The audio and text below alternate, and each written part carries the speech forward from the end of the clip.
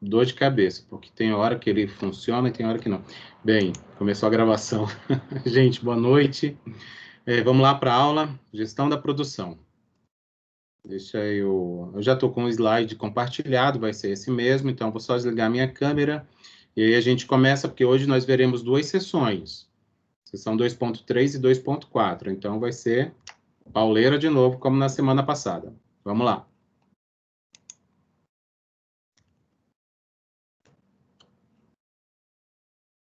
Aqui o recado, então, já viram no final da aula, dessa aula, eu vou mostrar esse recado novamente para os que chegarem depois de agora. Esse é o nome da nossa disciplina, esse é o nosso semestre, né? Então, já pego a caneta aqui, esse é o nosso semestre. Vamos fazer uma relembrança do que já foi visto na aula passada. Vimos duas sessões, tipos de layout e fluxo de materiais.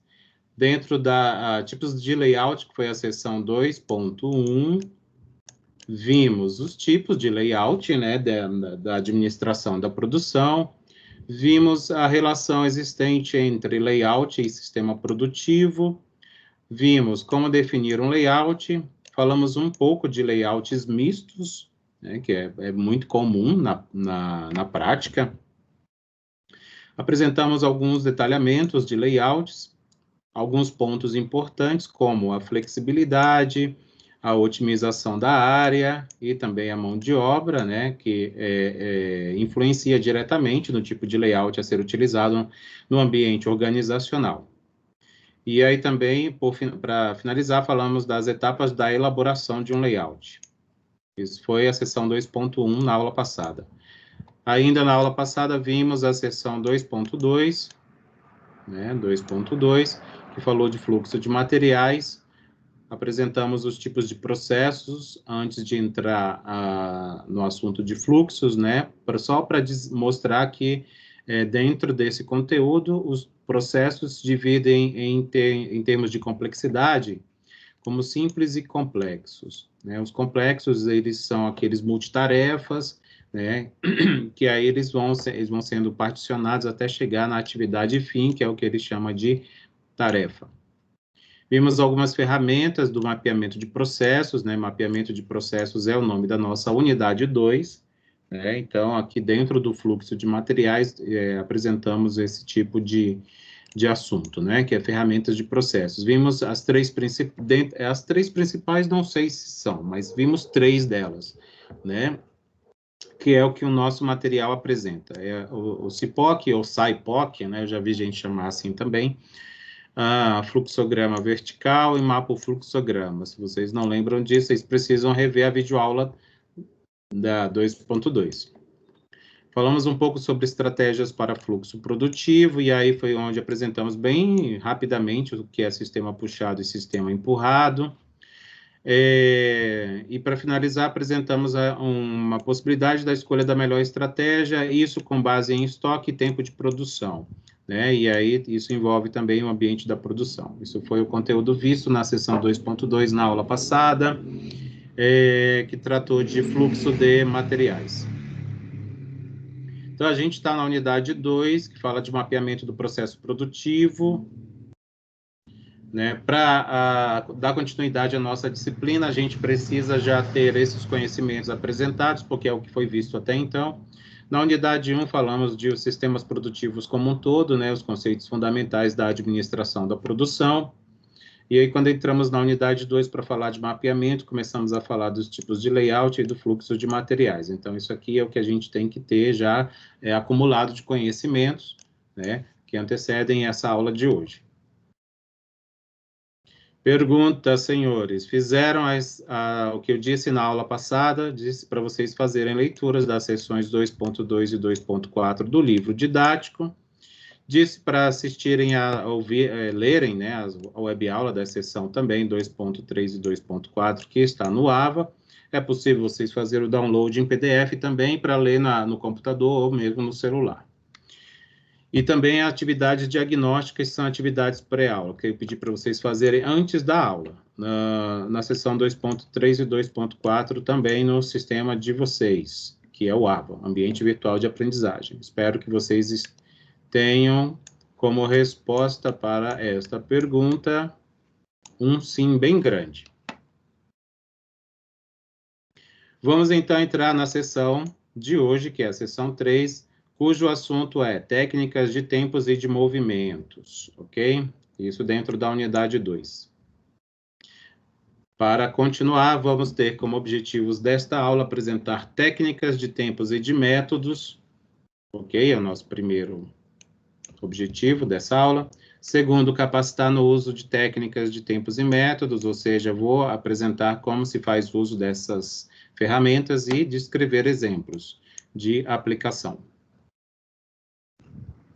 Lembrando que as nossas sessões sempre têm uma situação problema associada, como a gente está na sessão 2.3, a gente tem uma situação problema que trata da pizzaria Disque, a qual tem atribuído para você, que é o novo sócio lá do senhor proprietário, né? A você sempre é atribuída uma tarefa. Para esta sessão, para esta situação problema, a sua tarefa anterior foi a de desenvolver um arranjo físico, né, um layout, que fosse mais adequado para a pizzaria, com a intenção de adequar o ambiente, né, de fabricação do alimento, as normas e a legislação para mapeamento e fluxo de materiais apropriadamente, né? Só para lembrar, a pizzaria Diz que é uma empresa familiar que tem como proprietário o senhor Oswaldo, o qual tem como característica um bom conhecimento a respeito da produção de pizza, mas não entende bem de sistemas produtivos. Por isso, você é convidado por ele para se tornar sócio e compor, justamente contribuir com esse conhecimento. Para essa situação problema, você deverá conversar com o pizzaiolo da pizzaria, né, que você vai tratar com ele sobre o tempo de realização de tarefas e o método da sua realização. Então, basicamente, o que vai ser apresentado hoje na aula. Então, você vai ser capacitado para isso. Depois você terá como atividade a conversa com o pizzaiolo lá da pizzaria. Para quê? A intenção é verificar a possibilidade de melhoria do processo de fabricação de pizzas. Para começar a nossa aula, ok? Não vou apresentar a resolução da situação problema, está no material de vocês, tá bom? Só contextualizei e fica aí como atividade para vocês pensarem a respeito. Está lá, inclusive, no livro didático, sempre no final de cada sessão, tem uma proposta de resolução da situação problema. Sugiro que vocês leiam. Para iniciar, vamos contextualizar a sessão 2.3, vai falar sobre tempos e métodos, né, com a seguinte situação. Você tem 10 minutos para fazer algo para comer antes de ir para a faculdade, né? Vamos supor, você está chegando do trabalho, e aí você tem um tempo minúsculo, que é este, de 10 minutos, para comer algo e sair, porque você tem aula. Pergunta, o que fazer para comer? Como fazer para não que esse tempo dê para fazer algo? Quanto tempo você vai gastar nisso, né, para produzir algo para você comer, né? Então, num contexto desse tipo, o uso de métodos de realização de tarefas, que é o uso de métodos, né, e de tempo, de controle do tempo, esse seria essencial, né? Então, o que essa contextualização traz para a gente? Ela traz uma reflexão de que a gente pode fazer uso dessa metodologia que é aplicada em organizações, né? No entanto, ela é aplicada intuitivamente, né? A gente faz isso sem perceber, né? Quando a gente quando a gente passa por situações como essa. Pergunta, o que é tarefa dentro de um processo? Pensando num processo de produção, tá? Resposta, é a execução da atividade propriamente dita. Então, a tarefa, né, dentro de um processo, é aquilo que a gente está fazendo de fato, tá? Então, isso aqui é importante, um conceito importante que a gente precisa entender para desenvolver essa aula. Outra pergunta, por que é importante estudar os tempos e movimentos de uma tarefa? pensando numa atividade fabril, numa atividade organizacional, seja no escritório, seja numa linha de produção. Tá? Bem, resposta. Para racionalizar o esforço da execução, né? Ou seja, para a gente evitar movimentos desnecessários. Outra possível resposta é porque reduz o tempo da realização das tarefas, né? Quando a gente faz um estudo adequado daquilo, do tempo e dos movimentos que a gente precisa executar para realizar uma determinada atividade, a gente elimina uma série de coisas desnecessárias. Vamos então falar do estudo do trabalho, tá bom? Essa figura eu retirei do livro Texto Nosso, né? Então, ele fala do estudo do trabalho. Falar em estudo do trabalho é falar do estudo dos métodos ou dos movimentos que a gente realiza para desenvolver alguma atividade ou uma tarefa, e assim como da medição do trabalho ou controle do tempo, tá? Não vou ler isso aqui, mas é importante que vocês leiam isso no momento que vocês forem assistir essa videoaula, ou então forem ler os slides que eu vou disponibilizar logo mais. Falando de estudo de trabalho ainda, temos que falar de alguns personagens importantes para a história, tá? Do estudo, justamente dessa metodologia científica que tratou do estudo de métodos e do tempo, tá? Que é o que foi chamado de administração científica lá no começo do século XX, tá? Finalzinho do século XIX, no começo do século XX, né? Na realidade, foi no século XX já, que foi este senhor que está aqui nessa imagem, né? Que é o conhecido como Taylor, Frederick Winslow Taylor, um americano que viveu nesse período que está aqui descrito para vocês, tá? Na época, se vocês forem procurar em vídeos do YouTube ou outras fontes, vocês vão ver que ele foi muito criticado, porque os trabalhadores, os operários da época achavam que ele estava querendo explorar mais ainda do que já eram, tá?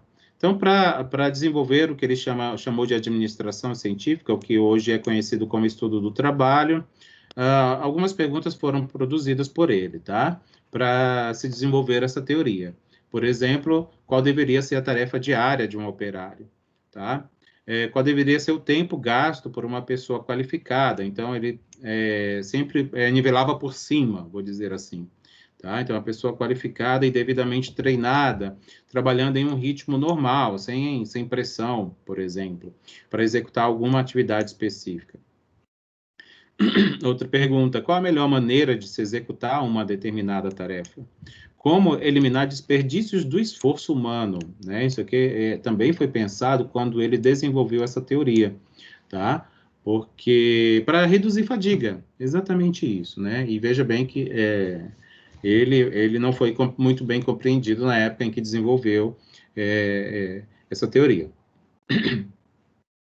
Continuando, também outros personagens que foram muito importantes para o estudo do trabalho são essas duas pessoas que foram um casal, né? O Frank Bunker Gilbreth, né? E a Lillian Evelyn Moller Gilbreth, tá?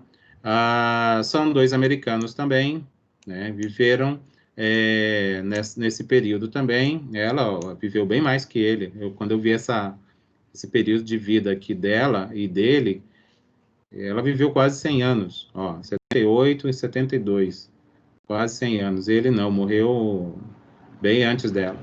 Bem, foi um casal, tá? Foi um casal também de estudiosos do estudo do trabalho, mas eles foram focados mais na construção civil, tá? No entanto, o que eles desenvolveram para a construção civil foi abrangente logo em seguida, depois foi ampliado, tá? Foi ampliado para outras áreas, que também fizeram estudos da redução dos movimentos, a redução de fadiga, o redesenho de ambiente de trabalho, então isso envolve um pouco lá do layout, né? Do estudo de layout, redução de horas de trabalho e aumento de dias de descanso remunerado, né? Foram algumas áreas de estudo desse casal que envolvia os estudos do trabalho. Vamos começar, então, agora a falar, né, do estudo dos métodos, ou seja, falar de métodos dentro da administração da produção, é falar do estudo dos movimentos, tá bom? É falar do estudo dos movimentos, né, os movimentos de realização de tarefas mesmo, é isso, tá? É nesse sentido que a gente vai desenvolver esse conceito, essa teoria, essa metodologia. Bem, é a determinação do melhor método para a execução de um trabalho, mediante análise de movimentos feitos por um operador durante a execução da tarefa, tá? Que ele está repetindo aqui, operador durante a operação. A intenção é eliminar movimentos desnecessários, ok? Para o desenvolvimento do trabalho. Então, por quê? Quanto menos movimentos, menos cansaço, né? Menos tempo gasto também. Bem, teve um conceito bastante importante que está relacionado com o estudo dos métodos, que é o princípio da economia de movimentos, que foi esse pesquisador quem desenvolveu essa teoria, né, por volta desse ano aqui, onde incluía o uso do corpo humano, tá? O local de trabalho, obviamente, e a disposição de equipamentos e ferramentas. Então, esses três itens aqui, ou características, aspectos, né, compunha o que ele chamou de princípio da economia de movimentos, ou seja, tentando sempre fazer o menor número de movimentos possíveis para a execução das tarefas laborais.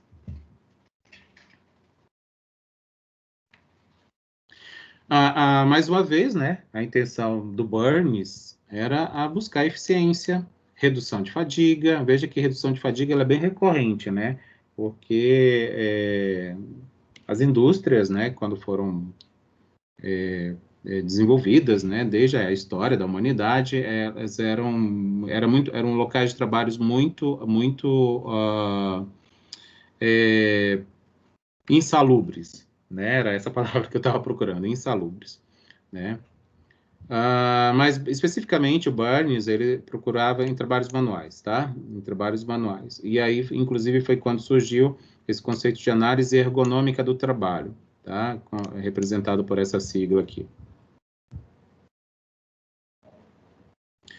Dentro do estudo dos métodos, existe uma linha de pesquisa muito conhecida por vocês, né, que é a ergonomia, tá? A ergonomia, que trata-se do estudo para adaptação do ambiente e das condições ao homem, tá? Então, não é o homem que se adapta ao ambiente e às condições, mas sim o ambiente e as condições a ele. O homem, isso é o termo genérico, né? Que somos as pessoas, somos todos nós, tá? É um estudo para adaptar as condições de trabalho, né, ao trabalhador, como eu disse, que não é o contrário. A intenção é gerar melhores condições, tá bom? O ISNA 2009, ele conceitua a ergonomia como um conjunto de conhecimentos científicos relativos ao homem e necessários para conceber as ferramentas, as máquinas e os dispositivos que podem ser utilizados, com o máximo, ok? Máximo de conforto, o máximo de segurança e o máximo de eficiência. Então, isso tem relação fortemente com o estudo dos métodos, né? Menor esforço, maior segurança e menos fadiga. Bem, existe uma norma regulamentadora que trata justamente desse assunto de ergonomia, tá? Trata-se da NR 17, ela é uma norma que é vigente, eu fui procurar, tá? Inclusive ela está lá, ela dentro desse site aqui da Inspeção do Trabalho. Não existe mais Ministério do Trabalho, né? Existe uma Secretaria do Trabalho que está dentro do Ministério da Economia.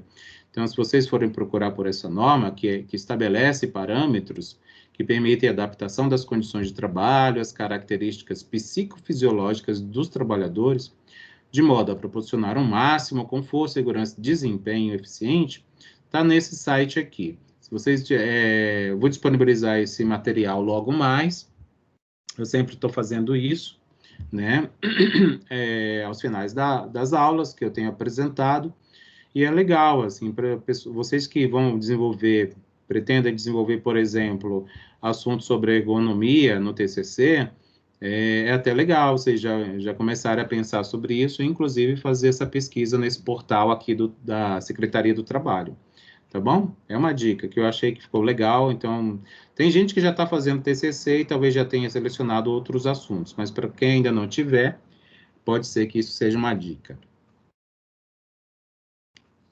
Continuando a falar sobre ergonomia, ainda dentro do estudo dos métodos, né, ou dos movimentos, ela é dividida em 3 tipos, tá bom? Segundo o nosso autor do livro didático. Ele fala de ergonomia física, economia cognitiva e ergonomia organizacional. Né? Vou falar sobre cada uma delas agora. A ergonomia física, ela vai contemplar as características da anatomia humana, tá bom? Dentro da atividade física. Então, o principal aspecto aqui levado em conta é justamente a nossa forma física, né? A forma física do indivíduo, de cada um. E fazer as adaptações necessárias para cada atividade laboral.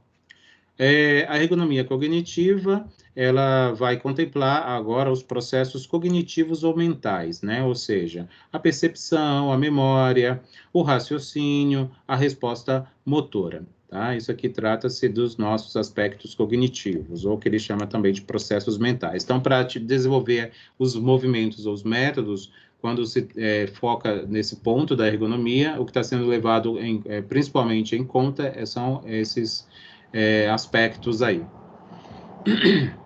E a ergonomia organizacional. Ela vai contemplar a otimização de sistemas sociotécnicos, que incluem estruturas organizacionais, políticas e processos. Tá? Então, é mais macro a coisa, né? Ela é um tanto holística, vou dizer assim, né? Que agora saiu do indivíduo, né? Na anatomia ou da cognição, e agora tem um olhar mais amplo, organizacional. Vamos agora entrar na medição do trabalho, tá? Ou seja, no tempo, vamos fazer nessa sessão especificamente existem alguns cálculos que a gente vai precisar fazer, tá bom? Então, se eu estiver indo muito rápido, eu vou pedir para vocês me avisarem para que eu possa reduzir o avanço, tá bom? Da apresentação. Ou se eu deixar alguma coisa muito em dúvida, muito sem que alguém não entendeu, que se manifeste, tá bom? Aí a gente retorna para o ponto da dúvida, tá bom? Bem, a medição do trabalho trata do estudo dos tempos relativo à tarefa de trabalho. Bem, para dar início a esse conteúdo, a esse aspecto, a essa técnica, né, que é a medição do trabalho ou do tempo, a pergunta que surge pode ser: quanto tempo demora para a gente realizar uma atividade no trabalho? Qual atividade? Qualquer uma. Pensa em qualquer uma, ou aquela que você menos gosta de fazer, ou aquela que você mais gosta de fazer. Só por a gente já definir assim, a gente acaba fazendo muito mais rapidamente aquilo que a gente prefere, né, do que aquilo que a gente não prefere. Quais os motivos para... Opa, perdão de novo, minha mão aqui está meio nervosa. Quais os motivos para se realizar o estudo dos tempos? Né? Por que é importante fazer esse tipo de estudo? Aí tem algumas respostas aqui, tá? Segundo os teóricos que construíram a teoria associada. Estabelecer padrões na produção e determinar a capacidade produtiva. Lembra que a gente viu isso aqui lá na seção 1.2? Então, isso influencia diretamente no tempo da produção, né? Que isso vai impactar diretamente na capacidade produtiva. Também vai impactar na determinação de custos, né? Dentro do negócio, né? Dos negócios. E para balancear as linhas de produção, isso dentro de indústrias.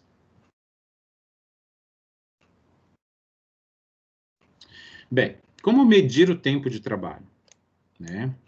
Acompanhamento em loco, no trabalho local, câmeras de filmagem, são algumas possibilidades, né? Eu trouxe até uma artezinha aqui, que eu achei divertido, né? Tem aqui um chefe que está observando o trabalhador, é como se estivesse vigiando ele, né? Para verificar o quanto tempo ele anda demorando para fazer as atividades atribuídas a ele, né? É claro que isso aqui não é a melhor maneira, né, para fazer a medição do tempo, né, de uma atividade ou de algumas atividades de um profissional, né? Inclusive, é o que eu até já respondi aqui, ó, é a pergunta. O acompanhamento em loco, ele ainda existe, né? O que é o acompanhamento em loco? É ir lá na linha de produção, acompanhar em um determinado dia, cada um dos setores, uma das posições e tal. Isso é extremamente comum, né, de se fazer. Mas, em tempos de tecnologias, né, como é a nossa, isso tem se reduzido. E aí aumenta-se, né, aumentaram, né, o uso de câmeras, né, ou até mesmo os sistemas computacionais, né, os sistemas tecnológicos que já fazem a medição instantânea, né, durante a realização de cada atividade. Ele vai registrando o tempo de execução, que fica mais fidedigno, né, mais condizente com a realidade. Existe uma teoria, uma técnica chamada cronoanálise, que ela faz estimativas dos tempos, tá? Então, cronoanálise é a estimativa dos tempos de trabalho, tá? E é isso para cada atividade laboral. Bem, a intenção é obter informações sobre a operação e o operador, né? Isso para cada estudo realizado. E aí, para isto, a cronoanálise divide a operação em elementos, né, registra a descrição completa do método para poder entender, né, onde que é mais importante e onde se gasta mais tempo, tá? E aí, nessa divisão, descreve-se 3 possibilidades do elemento, tá? Do elemento associado, trata-se do elemento dito regular, o elemento irregular e o elemento estranho, né? O regular é aquilo que é comum na atividade laboral, né? O que eu sempre faço? O que tem sempre ali disposto, de equipamento disponível para a minha atividade? O irregular é aquilo que ocorre algumas vezes, ocasionalmente. E o estranho é alguma situação inesperada. A cronoanálise visa observar e registrar o tempo gasto pelo operador, né? Justamente para fazer a medição do tempo. Para determinar o número de ciclos, né? Ciclos é uma realização completa de uma atividade, né? Desde um começo até um final, quanto tempo eu gastei, né? Quanto tempo eu gastei. Essa execução completa de uma atividade é o que ele chama de ciclo, tá? E aí ele tenta cronometrar os ciclos através de estimativas para ter uma ideia do tempo médio, tá? Mais ou menos, aproximadamente. Para isso, vai determinar o número de ciclos, né, que vão ser cronometrados. De que maneira? Pode ser pelo bom senso ou pela prática, né, no caso, a experiência. E o mais adequado é o de uso de estatística, tá? Que são métodos quantitativos válidos, né, para medição de situações como essa.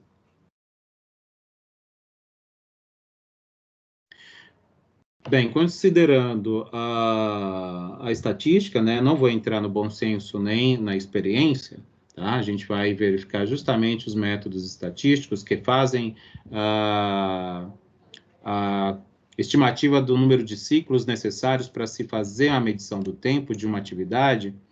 A gente consegue fazer o cálculo desse número de ciclos com essa fórmula matemática trazida aqui, tá bom? Então, essa razão, né? Essa é uma razão, uma fração, né? De um produto aqui no numerador e por um outro produto aqui no denominador. E isso tudo elevado ao quadrado. Isso vai me dar uma estimativa de um N, onde esse N é o número de ciclos estimados para a medição de tempos de tarefas. Tá? Aqui eu descrevo que é cada coisa, cada elemento aí dessa fórmula matemática, N é o número de ciclos que vão ser cronometrados para se estimar o tempo.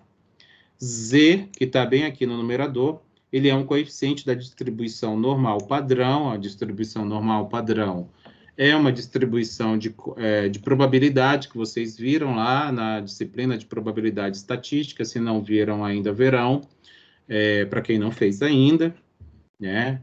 Ela é utilizada para representar um fator de confiabilidade. Esse R que ainda está no numerador, dessa razão, representa a amplitude amostral, onde a amplitude amostral é a diferença entre o maior valor e o menor valor de uma amostra.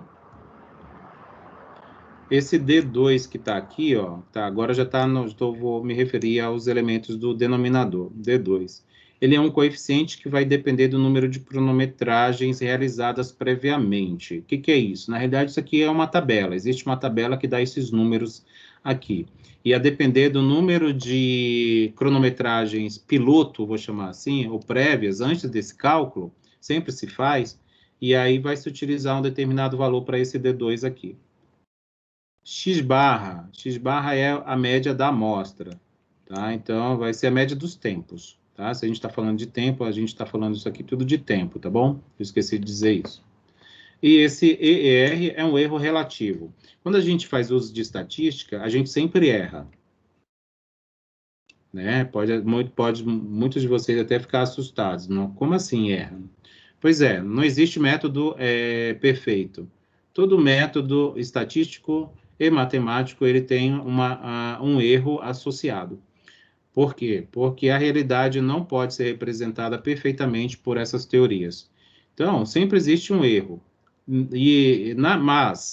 Mas essas teorias todas são construídas para se reduzir justamente esse erro. E esse erro que está aqui, ó, é o erro que a gente é tolerante, tá? É o erro tolerável, né? O quanto a gente tolera errar nesse cálculo, tá? Então, eu quero errar no máximo em 2% do verdadeiro valor que era para ser, algo assim, tá? Bem, ainda falando dessa fórmula, que estima o número de ciclos que se devem cronometrar o tempo de atividade, eu apresento aqui para vocês um pedaço da tabela da distribuição normal e um pedaço da tabela do coeficiente D2. É muito comum utilizar-se para esse cálculo a tabela, um 95% de confiança, né, de probabilidade da tabela, que vai representar um z igual a 1,96. Então, se a gente substituísse aqui nesse cálculo o z por 1,96, eu estaria dizendo indiretamente que eu estou considerando, lembra que é um fator de confiabilidade, que esse cálculo vai ter uma confiabilidade de 95%. Tá? Isso quer dizer o quê? Quer dizer que a cada 100 vezes que eu faço esse cálculo, 95 deles estarão corretos, ou mais corretos, ok? E aí, veja bem, lembra que eu falei que esse D2 vai depender do número de ciclos prévios? O que é isso? O número de ciclos pilotos ou que realizados antes desse cálculo. Vamos supor que antes de eu estimar o número de ciclos corretos ou adequados para eu fazer uma estimativa através de estatística, né, uma realização de macroanálise de fato, eu já tinha feito, por exemplo, 3 medições de ciclos, né, como se fosse um piloto, tá? Fiz um piloto antes, que a gente chama assim, piloto. Você já tem aí 3 informações, então, de tempos de uma determinada tarefa? Tenho. Então tá bom. Então, o D2 que vai entrar ali, ó, nesse cálculo, vai ser igual a 1,693, tá? Isso aqui eu tirei do nosso livro-texto. O nosso livro-texto ele não tem essas 2 tabelas por completo, tá bom? Mas existem livros, né? Os livros de administração da produção têm essas tabelas mais completas. E aí, outros fatores que devem ser considerados são esses que eu trago aqui, tá? A avaliação do ritmo do operador, isso é feito de forma subjetiva, tá bom? Que é uma forma da gente calcular, vai levar, né? A gente vai levar essa informação para o cálculo, né? Para a cronoanálise, de forma subjetiva, então alguém vai ter que dizer, tá? Se a velocidade considerada vai ser uma velocidade comum ou normal, ou a gente vai considerar uma realização acelerada, que a gente vai dizer que é maior que 100% do tempo, né? Então, isso seria uma velocidade acelerada ou menor que 100%, uma velocidade lenta, tá? E isso é subjetivo. Então, isso aqui não existe exatidão, assim, alguém vai ter que dizer, vai ter que se determinar, que sejam os gestores, ou sejam alguma norma, enfim, alguém tem que determinar isso. Esse sexto ponto, ele fala da determinação das tolerâncias, tá? As tolerâncias são as paradas para folga, para alimentação, dentre outras, tá? As manutenções e os inesperados, como uma falta de energia em qualquer ambiente de trabalho, por exemplo. Isso tudo tem que ser levado em conta para fazer o cálculo do tempo, tá bom? A gente fez ali, dentro da cronoanálise, o cálculo do número de ciclos. Agora a gente vai fazer outros cálculos ainda dentro da cronoanálise. Por exemplo, vamos determinar o que ele chama de tempo padrão, tá? De tempo padrão para a realização das operações. Lembra lá que o Taylor, ele estava tentando elaborar justamente o tempo para um operário qualificado, padrão, que executa a sua atividade em ritmo normal, não sei o quê, não sei o quê. Então, esse tempo padrão seria justamente para aquele operador ou aquele trabalhador que tem esses aspectos. Por exemplo, ele vai ser o padrão considerado, né? Obviamente que alguns vão realizar num tempo menor do que esse tempo padrão, por conta de uma série de fatores, outros poderão realizar num tempo superior. Tá? Esse tempo padrão vai acabar ficando como sendo uma média, enfim, dos tempos. Bem, o tempo padrão, para ser calculado, a gente precisa passar pelo que ele chama de tempo normal. Tá? Então, esse Tn aqui é o tempo normal. Tempo normal vai ser uma fórmula matemática, vai ser obtido por uma fórmula matemática desse tipo aqui, que vai ser o TC, que é o tempo cronometrado médio, multiplicado, isso aqui é uma multiplicação, tá? Eu não escrevi pontinho, não, mas é um símbolo de multiplicação. Multiplicação por uma razão de V sobre 100, onde esse V é justamente aquela velocidade que eu acabei de mostrar para vocês no slide anterior. A velocidade é o ritmo de operação ou de realização. Como ela vai ser apresentada na forma percentual, a gente converte isso para um número decimal dividindo por 100. Então, nisso, essa conta vai me fornecer o que ele vai chamar de tempo normal. Para, então, a gente fazer o cálculo do tempo padrão, que é o que de fato interessa. O tempo padrão vai ser o produto entre o tempo normal e o FT, onde o FT vai ser justamente o fator de tolerância. O fator de tolerância é justamente aquele fator que vai considerar aqueles tempos de paradas para alimentação, para idas ao sanitário, tá? Para algum tipo de descanso, se necessário, as paradas para manutenções e as paradas inesperadas. Então, tudo isso vai ser considerado no que ele está chamando de fator de tolerância. Vamos, então, a exemplos de aplicação. Esse exemplo eu retirei do nosso livro, tá bom? Então, olha só. O que diz o exemplo? O analista de processos de uma empresa de autopeças cronometrou a operação da montagem de um dos produtos. Tá? Foram feitas 7 cronometragens iniciais. Então, isso aqui foi como se fosse o piloto, tá? Como se fosse um pilotinho lá. Fez uma amostragem, né? Na realidade, isso aqui não é o piloto, é a amostragem. Tá? Nas quais foram obtidos os seguintes valores em minutos. Então, tá aqui, ó, os 7 valores. 10,5 minutos, 10,3 minutos, 9,3 minutos, 9,2 minutos, 9,5 minutos, 9,9 minutos e 10 minutos para a realização dessa atividade aqui, né? A operação de montagem, tá? De um dos produtos lá. Bem, a empresa determinou como regra geral que o grau de confiança dos tempos cronometrados fosse de 95%. Isso aqui é o fator de confiabilidade lá da distribuição normal que eu mostrei para vocês. Então, isso tem que ser também ser estipulado, isso é subjetivo. Alguém tem que determinar qual o percentual de confiança dos estudos de cronoanálise. E o erro relativo também ele é subjetivo, alguém tem que determinar. Não existe uma fórmula que calcule o erro, não existe um padrão que estipule o erro. O erro ele é determinado por alguém que está envolvido com o trabalho. Obviamente que quanto menor o erro, melhor, né? Mas qual é o preço da gente ter um erro muito pequeno? É a gente ter que fazer uma cronoanálise muito complexa, ou muito ampla, ou muito demorada. Quanto menor o erro, maior vai ser a amostragem, a amostra. E isso vai implicar o quê? Maior tempo de análise, maior tempo de tratamento, maior tempo para obter o resultado final. Então, nem sempre se tem um tempo tão grande, né, ou um tempo assim, para se realizar um trabalho desse tipo. Vamos supor, né? Continuando, a gente vai obter a média desses tempos, ok? Aí pergunta-se, quantas cronometragens, então, são necessárias para medir a montagem daquele produto? Dos tempos trazidos aqui, ó, eu acabei de ver que não tem uma vírgula aqui, né? Então, é 10,5. Isso aqui são aqueles 7 tempos que ele construiu, construiu a amostra, né? 1, 2, 3, 4, 5, 6 e 7.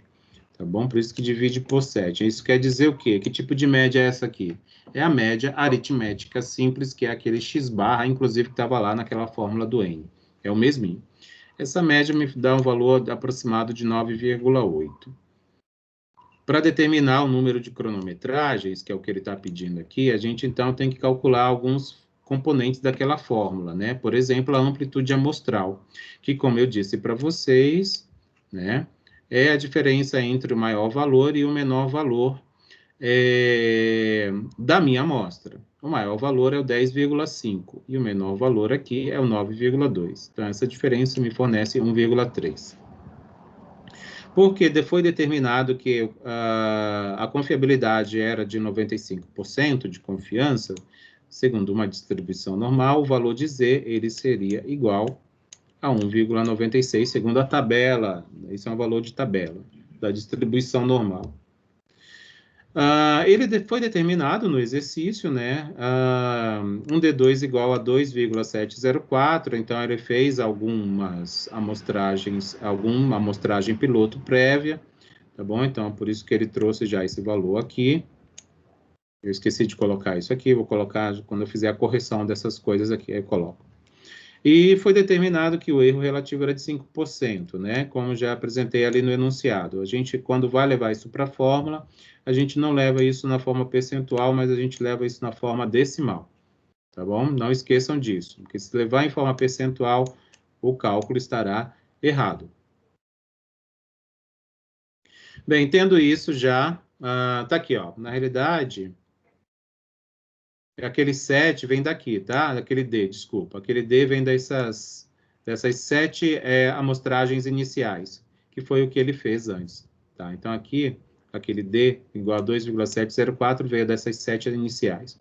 E agora ele faz o cálculo definitivo do número de cronometragens. Então, tá lá, o Z, que é 1,96, porque tem confiabilidade de 95%, o 1,3, que é a amplitude, o 0,05, que é o erro amostral, o 2,704 é aquele D2, e o 9,8, que é a média daqueles 7 tempos de montagem do produto.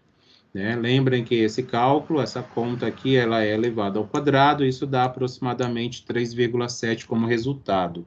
Tá? Que aí, como a gente está falando de N, número de ciclos, né? A gente sempre arredonda para o inteiro o inteiro superior, tá?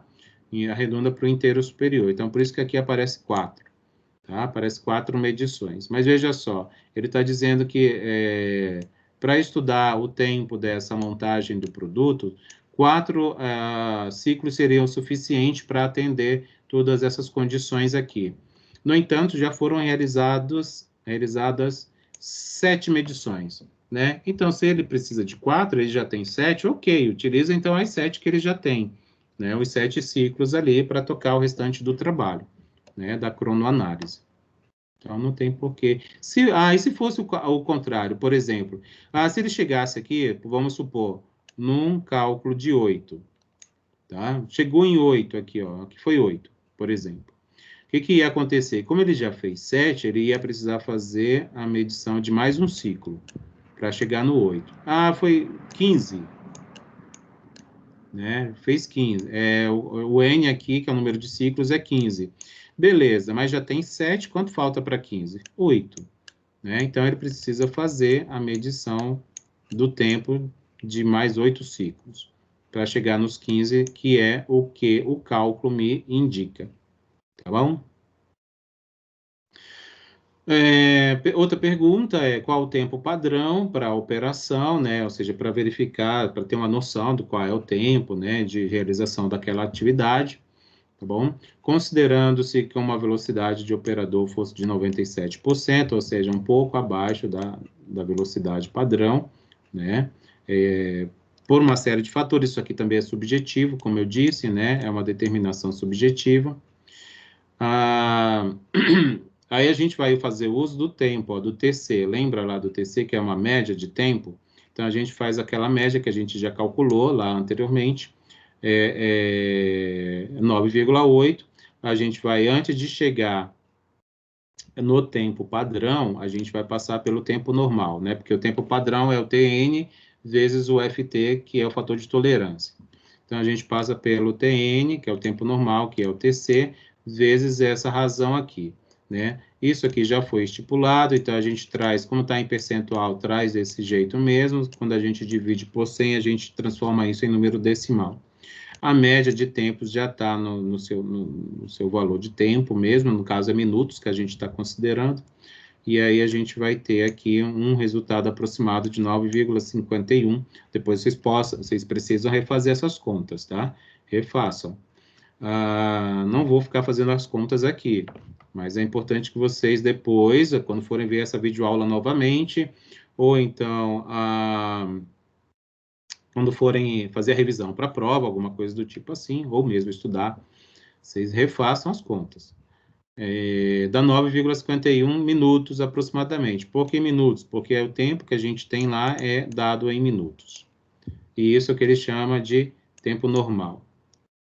Mas o que ele quer é o tempo padrão, não é o tempo normal. Por isso, a gente antes precisa passar pelo cálculo do fator de tolerância que ele não tinha mostrado até então, tá bom? Mas o fator de tolerância ele é calculado dessa maneira aqui, tá? Uma razão é entre 1 e 1 menos o 0,20. Da onde apareceu esse 0,20? É o percentual, é o decimal referente ao percentual de todas as tolerâncias consideradas.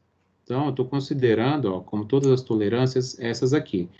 Em torno de 5% do tempo de trabalho é utilizado para uma parada para necessidades pessoais, né? Outro 10% para um alívio de fadiga, né? E outros 5% para espera, para uma parada, para uma espera, para alguma manutenção, troca de turno, ou enfim, outras coisas aí. E aí, somando isso aqui, dá 20, né? Como a gente tem 20% aqui, a gente leva para calcular o fator de tolerância, transformando isso em número decimal, que é igual, né? Nem é assim, né? É igual, exatamente igual, 0,20. 0,20. Por isso, apareceu esse 0,20 aqui. Tá? Então, a fórmula, isso aqui é da fórmula, 1 sobre 1 menos a tolerância total, em número decimal. Tolerância total aqui é 0,20, então 1 menos 0,20. Então, vai ficar 1 sobre 0,80, que vai dar aproximadamente, eu acho que exato, se não me engano, 1,25. Ok, enfim, a gente consegue obter agora o tempo padrão, que é o tempo normal multiplicado pelo fator de tolerância. O tempo normal que a gente calculou aqui anteriormente, que foi aproximado em 9,51 minutos, com o fator de tolerância de 1,25, que eu acabei de mostrar como se calcula, tá? E o resultado que eu não obtive, que eu não escrevi, isso aí que eu vou escrever, tá? Eu vou calcular aqui, 9,51 vezes 1,25. Isso dá aproximadamente 11. Eu vou escrever, por isso que eu não libero a aula antes, porque eu sempre vou vendo algumas coisas, depois eu vou corrigindo, tá? Depois eu coloco. 11,88 minutos, isso de tempo padrão. Bem, é isso que tem desta sessão, tá? A gente vai ver ainda a sessão 2.4 já já. No entanto, o que a gente pode concluir do estudo dos métodos e dos tempos, né? Que eu trouxe agora nessa primeira parte da aula para vocês. Bem, que a importância, né? Eu apresentei a importância do estudo, né? Desses aspectos de uma atividade laboral, né? Com a intenção de se obter uma boa administração da produção. Esse tipo de estudo agrega valor para a atividade econômica como um todo, melhora as condições de trabalho e agrega com ações preventivas para a saúde do trabalhador, reduzindo uma série de desconfortos que poderiam existir se não fossem feitos esses tipos de estudo e aplicações. Tá bom? Só para lembrar, né, já estava no começo da aula, quem não estava, né, então vai ver novamente o meu recado, falando da avaliação oficial, a B1, ela já está liberada e ela está, vou mostrar para vocês que está lá na unidade, não vou mostrar, vocês procurem lá, tá na unidade 2,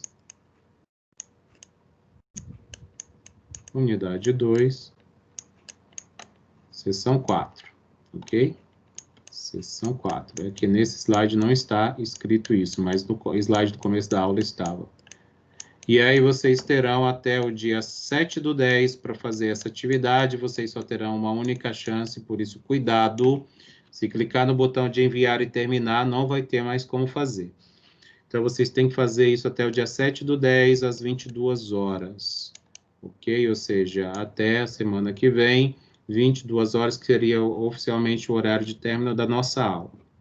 Tá bom? Então, vocês podem entrar na atividade, olhar as questões que estão lá. São todas questões de alternativa, não tem questão aberta. Então, são todas de alternativa que vocês deverão responder. São 10 questões, tá bom? São 10 questões. Para encerrar esta parte da aula, vamos fazer um breve resumo do que foi visto, tá bom? Vimos o estudo do trabalho, né, com a apresentação de alguns personagens importantes, como o Taylor, né, e o casal Gilbert, né? Existem muitos outros, obviamente, que contribuíram para isso, mas eu trouxe apenas esses 3 personagens.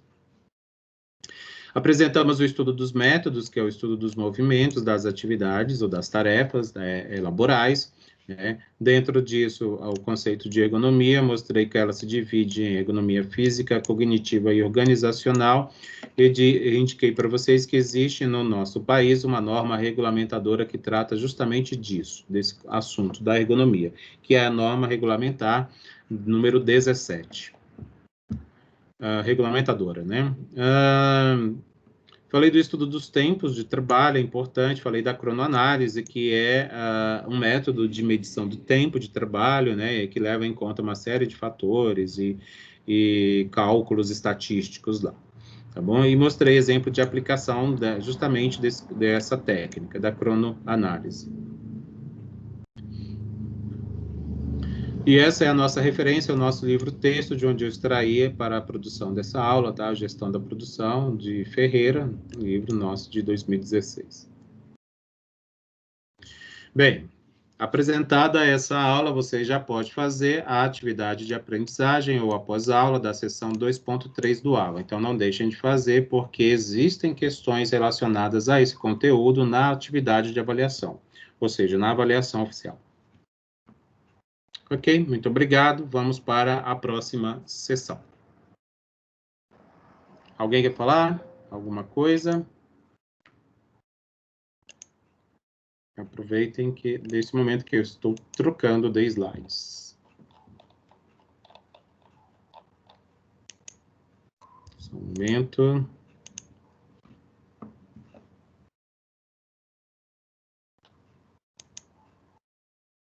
Opa, peraí.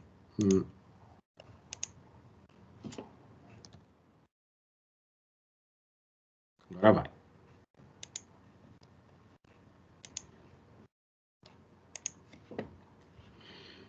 Bem, vamos lá então para a nossa sessão 2.4, tá? Para encerrar a unidade 2. Bem, relembrando que a gente acabou de ver, né? Essa aula passada é a aula que a gente acabou de ver, tá? Falamos do estudo do trabalho, vai ficar até um pouco repetitivo por conta disso, porque está muito próximo, né? Do estudo do trabalho, falamos dos personagens, 3 personagens, falamos do estudo dos métodos, dos movimentos, falamos sobre ergonomia, do estudo dos tempos, apresentamos a cronoanálise e exemplo de aplicação. Tá? Ainda dentro da unidade 2, que é a nossa última sessão, a qual trata do mapeamento do processo produtivo. Tá? Então, esse é um termo genérico, um termo amplo. Tá? Gente, acho que tá tudo bem. Vocês estão me ouvindo? A internet não está... Eu estou com a impressão de que a minha internet está ruim. Mas eu acho que estão aí, né? Não consigo. Beleza, vamos continuar. Bem, como conhecimentos prévios, aí até já apresentei onde que a gente viu tudo isso, tá? Sistemas produtivos, ou seja, conceitos fundamentais sobre sistemas produtivos, nós vimos na unidade 1. E vemos até agora, né? Tudo que a gente está vendo corresponde a sistemas produtivos. Mas o que a unidade 1 basicamente apresentou foram conceitos fundamentais da administração da produção. Na unidade 2, seção 1, vimos sobre os tipos de layouts, né? De trabalho, vimos na seção 2 fluxo de material, e agora na seção 3 dessa unidade 2 falamos sobre o estudo dos métodos e dos tempos. Então, são os conhecimentos ditos prévios para que a gente tem acumulado até aqui, né? Tá bom?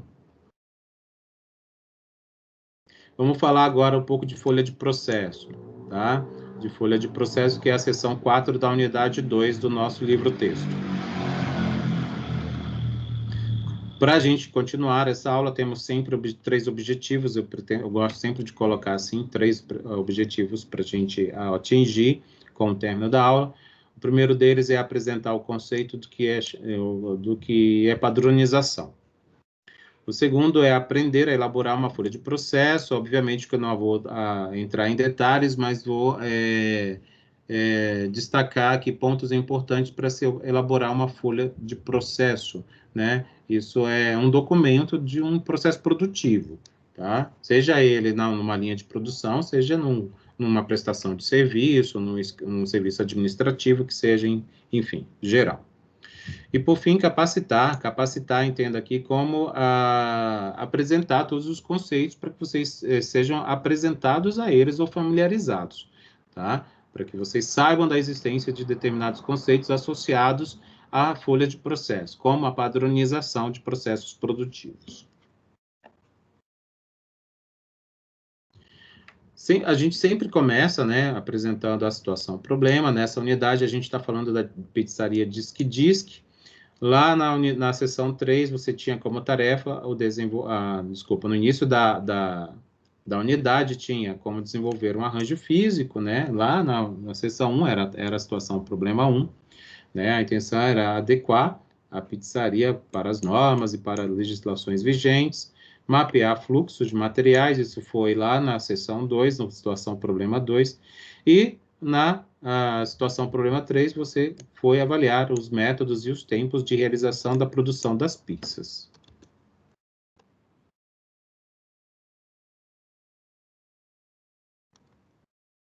Gente, vocês estão aí? Acho que está tudo ok, né? Então tá bom. É que eu tô com medo da minha internet cair aqui. Ultimamente ela anda pregando isso toda vez que eu estou em aula, mas enfim, que bom. Obrigado. Continuando a situação problema, né? Lembrem que é uma empresa familiar, a pizzaria Disque Disque, cujo proprietário é o senhor Oswaldo, que entende bastante de produção de pizza, mas não entende de sistemas produtivos. Por isso, você foi convidado a ser o sócio que vai contribuir justamente com esse conhecimento, que ele não tem.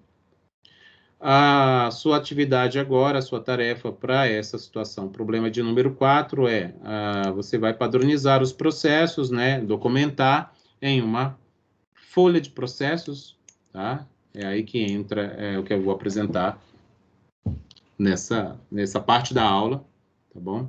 A intenção do uso de folha de processos ou de descrição do processo de produção da pizza é justamente garantir a uniformidade da produção, né? O ponto da massa, o ponto de assamento, né? A quantidade de queijo, coisas do tipo assim, para não ter uma variabilidade muito grande na produção, né? Em prestação de serviço ou produção na manufatura como um todo, né? A busca sempre é pela uniformidade, para não existir variabilidade em processos, né? Só para exemplificar, por exemplo, olha só, trago uma situação bem corriqueira, né, do nosso dia a dia, né, no geral, como a produção de pipoca, tá? Em geral, faz pipoca numa pipoqueira tradicional, ou mesmo numa panela comum, né? já fiz isso, né? Pipoca numa panela comum. Para a produção dela, existe uma sequência lógica, e a sequência lógica seria a gente pegar a pipoqueira apropriada, obviamente, ou uma panela que caiba uma determinada quantidade, né? E que possa não abrir, né? Para não ocorrer acidente, né? No momento que a pipoca estoura. E aí se coloca uma quantidade mínima, quantidade de óleo, às vezes a pessoa coloca-se sal já, ou então só coloca depois, enfim, tem essa sequência da fabricação aí desse alimento, por exemplo, né? Vocês estão de acordo com isso? A gente, se não seguimos essa lógica, que eu estou chamando de sequência lógica, né, da produção do alimento, a gente pode não chegar exatamente onde a gente deseja, que é ter a pipoca para consumo, né? Então, pensando nesse contexto, né, eu sempre tento contextualizar, antes de apresentar formalmente os conceitos, para que a gente possa criar um espírito contextual para a gente poder adentrar e entender para que servem essa teoria, servem esses conceitos, essas teorias que são apresentadas aqui. Bem, como eu disse, a gente vai falar de padronização, porque é justamente o que a proposta da folha de processo, tá? É procurar padronizar a produção como um todo, né? Seja de uma prestação de serviço ou seja da manufatura, tá?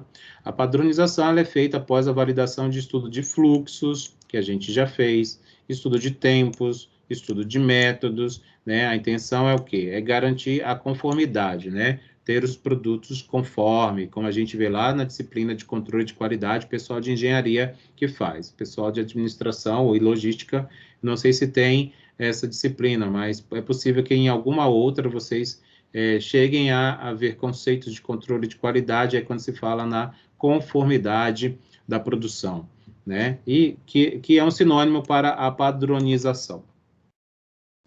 Para se ter itens padronizados, existem etapas ou fluxos, tá?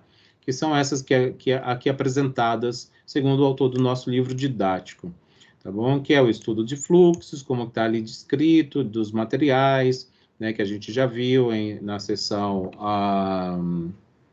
se não me engano, foi na sessão 1.4 na 2.2.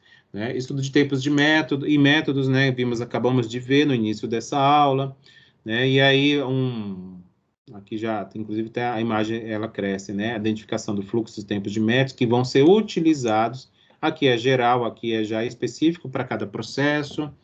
A validação de tempo, dos fluxos, né? Para os usuários, aí das tarefas específicas. Por fim, a padronização para cada atividade.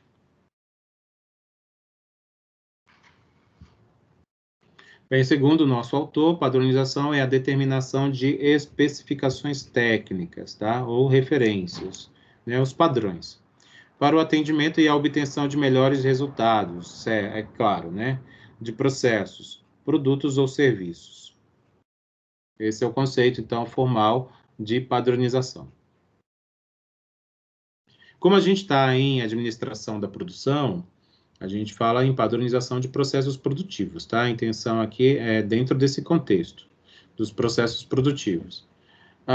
Isso trata-se da elaboração de rotinas formalizadas, com relação às tarefas ou atividades que são executadas dentro de uma unidade de trabalho, tá? E essa unidade de trabalho se considere como uma organização, uma indústria, um escritório, um local de comércio, que seja, ou um local de venda de alimentos, enfim, tá bom? Em geral. Por exemplo, o autor do nosso livro didático fala da lanchonete McDonald's, né? A lanchonete McDonald's tem em seus processos de produção de alimentos processos padronizados, né? A intenção é garantir que os produtos sejam iguais em qualquer unidade da rede no mundo, né? Então, lá o hambúrguer número 3, sei lá, né, do McDonald's, que é vendido em Campinas, ele tem que ser o mesmo que é vendido lá no Rio Grande do Sul, ou lá em Roraima, ou lá nos Estados Unidos, ou lá na China. Tem que ser o mesmo, né? Então, existe todo um planejamento aí, né, de padronização para a produção desses itens dentro da empresa. E quais benefícios que são obtidos com o uso da padronização? Né? Aqui são elencados alguns, mas é óbvio que essa lista ela vai além disso. Né? Existem muito mais benefícios do que os que estão aqui listados, mas vamos falar sobre eles. Bem, um dos benefícios é que permite utilizar adequadamente os recursos disponíveis, né? Então reduz desperdícios, beneficia a operacionalização do processo, isso aí tem muita relação com o estudo de métodos e de tempos, né? Que agiliza a produção e reduz a fadiga, enfim, produtividade, né? Que inclusive é o que está escrito aqui no seguinte, aumento de produtividade.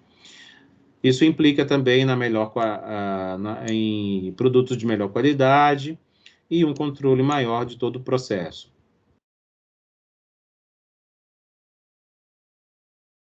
Tá, mas por onde começa? Por onde começar a padronização? Tá? Bem, a gente vai mostrar isso agora, tá? Bem, deve-se começar sempre pelos processos que são mais importantes para o negócio como um todo, tá? Então, o primeiro passo, antes de pensar em focar em uma atividade específica ou alguma coisa mais micro, é preciso pensar de forma macro, como em nível de processo. O que é, ou quais são os processos, ou qual é o processo mais importante, ou que me dá um maior lucro, por exemplo. Né? Então, é ele que vai ser melhorado através de uma padronização. É a partir dele, não que os demais não serão, não devam ser, mas é sempre bom começar por aquilo que é de fato mais importante. O que é mais importante vai ser muito pessoal, né? Muito personalizado, né? Para cada situação. Bem, para se realizar, né? Aí vamos falar assim, vamos pôr a mão na massa, beleza? Mas para padronizar um processo, o que que eu preciso ter? Tá? O que que eu preciso ter? Eu preciso ter dados, né? Dados que vão produzir informações armazenadas em algum lugar. Por isso o registro. O registro. Fluxos, né? Eu preciso saber quais são os fluxos, né? Como que a produção ocorre, né? Qual é a fluidez da produção, né? Quais são as etapas de produção, né? Os tempos de execução, os métodos, né? Os movimentos que são realizados, dentre outros itens. Eu coloquei aqui alguns que são dos mais importantes. Bem, e aí tem a questão dos envolvidos, né? Todo mundo envolvido em algum processo que passa, né, por um processo de padronização precisa receber treinamento, né? Precisa disso, porque não adianta ter informação, conhecer o fluxo, ter uma noção de tempo e ter, claro, os movimentos que devem ser realizados, se quem vai praticar tudo isso aí não estiver treinado para, né? Então, se isso não existir também, vai ser impossível existir isso em um processo. Qual a garantia que isso traz, né? Para ter um processo padronizado por um tempo, né? Um período de tempo, assim, vamos dizer.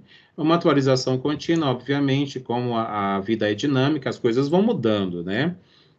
As regras, as normas dos equipamentos, as pessoas vão envelhecendo, vão ficando mais fracas, mais fortes, enfim, mais felizes, mais tristes, mais chateadas, mais irritadas, enfim, uma série de coisas. A nossa vida é dinâmica. Por isso, para garantir padronização de processos de forma contínua, também é necessário uma atualização contínua de todo o processo, tá? Não só da mão de obra em termos de treinamento, mas de todo o processo. Então, acompanhamento ele tem que ser continuado. E aí existe o que se chama de método de padronização, né? Segundo o autor do nosso livro didático, esses aqui são os pontos que devem ser cumpridos ou etapas que devem ser cumpridas para que o método possa ser aplicado em um processo. Tá? Por exemplo, a escolha do processo, como eu já disse para vocês, deve-se escolher a partir dos processos mais importantes, que a gente entenda como mais importantes, aqueles que são mais influentes, né, nos negócios. Depois disso, que ele chama de simplificação. Simplificação é a descrição do processo, né? Vamos escrever, vamos entender o que é o processo em si, né? O que ele precisa para rolar, né? Para ser executado. Isso depois é documentado por né? Que é o que ele chama de redação. Redação, e isso tem que ser escrito de maneira que todo mundo entenda. Não adianta escrever de forma muito técnica, né? A não ser que as pessoas que vão fazer manuseio do que está ali escrito, documentado, já têm a capacidade para entender, né? Ok. Mas se é mais geral, né? A redação ela tem que abranger a todos, tem que pensar em todos. Então tem que ser uma redação clara, né? Objetiva, não pode ter encheção de linguiça, embromation, coisas do tipo assim. Né? A comunicação deve existir entre todos os componentes do processo, né? Todo mundo, né? E ela tem que ser efetiva. Treinamento contínuo, educação, e aí a melhoria continuada de tudo que está aqui para trás. Certo? E aí, enfim, a gente entra no assunto principal desta sessão, que é o que a gente chama de folha de processo. O que é isso? É um documento, tá? É um documento, obviamente, que aqui seria uma folha de papel, né, com alguns espaços para serem preenchidos, mas que muitas vezes isso também pode ser, que inclusive acho que é o que mais ocorre, é um documento digital, né? É um documento que fica lá numa planilha ou no arquivo de texto, como Word, ou qualquer outro sistema, né? E o que é isso? É um documento utilizado para direcionar o trabalhador, desculpa, na execução correta da operação. O que é a execução correta da operação? É a padronização, né? Executar corretamente é executar de forma padronizada. Concordam? De forma padronizada. Tcharam, tcharam e tcharam. Pronto. Esse documento, ele possui informações detalhadas, né, sobre as atividades. Então, ele vai existir uma folha de processo para cada atividade, por exemplo, né? Ou para um conjunto de atividades, no máximo. O que ela deve conter? Né? É aqui que entra, inclusive, um dos objetivos que eu descrevi lá no início dessa parte da aula. Né? Tem que ter informações detalhadas, como postos de trabalho, componentes que vão ser tanto de equipamentos como de equipe, que vão compor o processo a qual ela descreve, os materiais utilizados para a realização de atividade, os equipamentos também utilizados, todo o ferramental envolvido e dispositivos também, né? E aí, estudo de tempos e de métodos, no caso tempo, né? Tempo padrão estimado, com aqueles cálculos todos que eu apresentei no início da aula, né? Pela cronoanálise. E aí, outros itens seriam o controle da qualidade e metas de produtividade, né? Que é claro, isso aí vai variar de processo para processo, né? Isso é obtido a partir de dados históricos, por exemplo, né? De produção ou de prestação de serviço. Aqui tem um outro tipo, ó, veja como é diferente daquela que estava no slide anterior, por isso que eu digo aqui, né, que não existe um modelo padrão, né, por quê? Porque ela vai ser adaptada para cada tipo de processo, né, envolvendo um tipo de padronização, né. Então, o que o nosso autor do livro didático diz, ela tem que estar vinculada ao produto. E aí vamos entender o produto não só como algo manufaturado, mas como um serviço prestado também, ou algo além disso, tá? Que possa envolver o conceito de processo. Tem uma outra folha, que é só para exemplificar, muitas delas, por exemplo, tem até desenho, tá? Desenho de algum produto ou de alguma peça de máquina, alguma coisa do tipo assim, quando a gente está em alguma produção algum ciclo de usinagem, de fabricação ou de outras coisas assim, tá bom? Bem, aí, além de existir uma folha de processo para cada atividade, vai ser gerada uma nova folha, vou dizer assim, né? Então, vai ser como se fosse abrir uma ordem de serviço, por exemplo, né? Para cada vez que se executa um ciclo de atividade, né? É o que ele está chamando aqui de nova ordem de serviço ou novas folhas de processo. Isso, obviamente, muitas serão poderão, né, ser preenchidas, né, ao longo de um dia de trabalho, por exemplo, né? E essa aqui foi o que eu quis apresentar, tá bom? De folha de processo. Essa parte aqui ela é mais rapidinha. Gente, eu corro demais. Eu acho que vocês têm que ficar me parando, senão eu mesmo me atropelo na apresentação dessas aulas. Bem, para concluir, né, essa parte da aula que a gente falou sobre padronização e folha de processo, bem, a intenção aqui foi mostrar que processos padronizados, eles são mais eficientes, de forma geral, né? A definição de processo para padronização, né? Então, é escolher aquilo sempre que é mais importante, obviamente que não só focar nisso, mas começar a partir disso, tá bom? Falei um pouquinho da elaboração de uma folha de processo, mostrei os seus componentes, né? E aí está chamando isso aqui de adaptada, é adaptada para cada processo e para cada atividade, tá? E para isso é necessário um treinamento contínuo dos envolvidos para manter a padronização atualizada, tá? Atualizada. Por fim, como um recapitulando ou um resumo da aula, né, foi o que eu trouxe, apresento esses itens aqui para descrever o que eu apresentei. Falamos um pouco das etapas da padronização, falamos do conceito de padronização, e aí entramos em padronização de processos produtivos, apresentei alguns benefícios do uso da padronização, mostrei os métodos para se chegar em uma padronização e, por fim, apresentei o conteúdo central desta parte da aula, que é a folha de processo. Não poderia ser diferente, está aqui a nossa referência, né? A nossa referência, que tem um errinho aqui. Qual é o erro que tem aqui na referência? Isso aqui não está em negrito. Isso tem que ficar em negrito. Norma BNT, né? Então, já vejam isso para TCC, viu? Se eu fosse um tutor de TCC, eu já tiraria ponto de mim.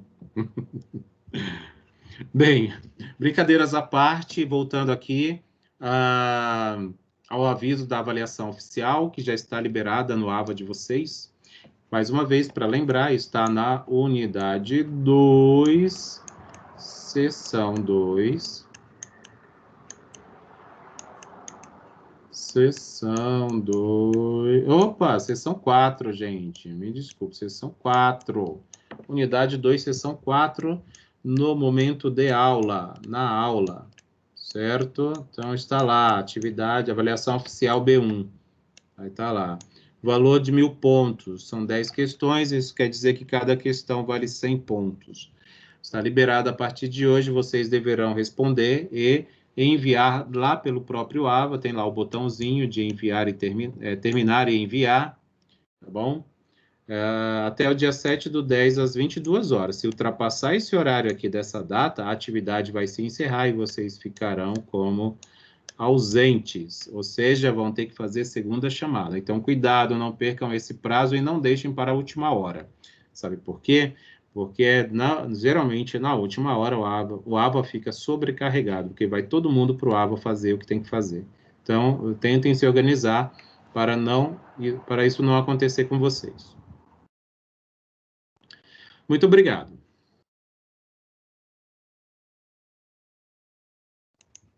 Vou encerrar a gravação e vou abrir para perguntas.